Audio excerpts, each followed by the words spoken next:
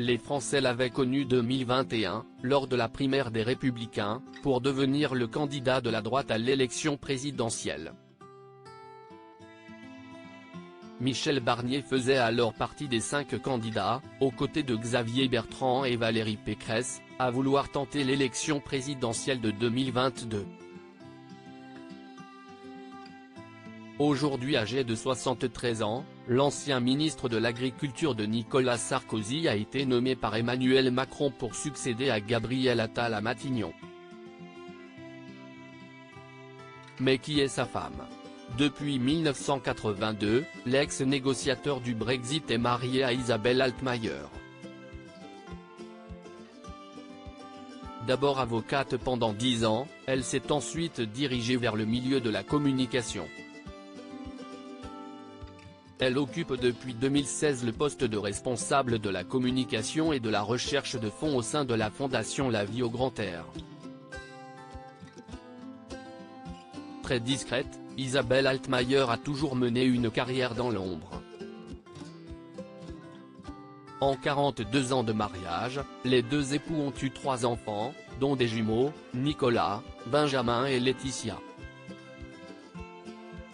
Cela n'a jamais empêché l'ancienne avocate de poursuivre son métier, non loin de son mari.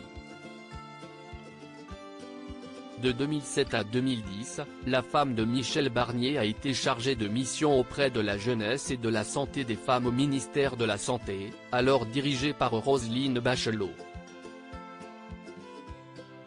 À cette même période, le potentiel futur occupant de la rue de Varennes occupait le poste de ministre de l'Agriculture, au gouvernement de François Fillon. Michel Barnier et Isabelle Altmaier, la politique en famille sur la même longueur d'onde, Michel Barnier et Isabelle Altmaier semblent avoir toujours marché main dans la main. La mère de famille offre d'ailleurs régulièrement son soutien à Haïti, où elle mène des actions humanitaires, sous le regard admiratif de l'ex-président du Conseil général de la Savoie, qui suit son épouse dans toutes les causes qui lui tiennent à cœur. Ce sont également des parents fiers puisque leur fils aîné, Nicolas Barnier, s'est dirigé vers une carrière politique. Après avoir été assistant parlementaire pendant 3 ans, il est depuis 2021 chargé de mission à la présidence du Sénat. Tout comme sa mère, leur fils aîné est membre actif d'une association pour lutter contre la pauvreté en Haïti, depuis plus de 7 ans. Crédit photo, agence panoramique.